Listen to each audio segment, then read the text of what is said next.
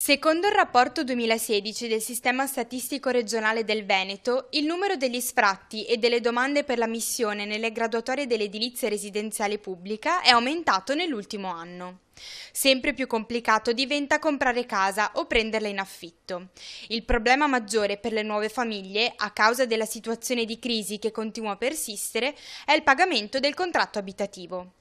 La crisi economica e finanziaria hanno limitato moltissimo l'offerta di mutui da parte delle banche.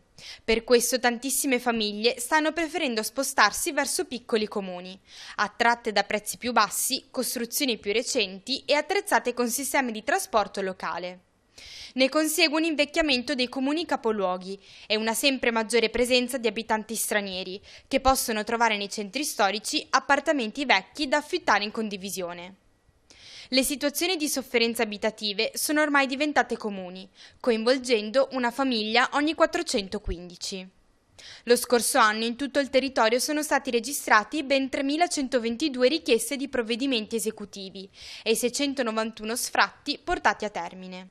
Un'indicazione sui bisogni abitativi dei più deboli si ricava anche dal numero crescente di domande in risposta ai bandi di concorso per gli alloggi pubblici. Le domande ammesse alle graduatorie sono 5 ogni 1.000 famiglie residenti a Verona, 17 a Vicenza e 21 a Venezia.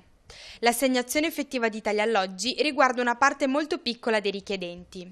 A Padova si parla di 2 domande assegnate su 100 ammesse, per Vicenza si arriva a 5 e per Verona a 6.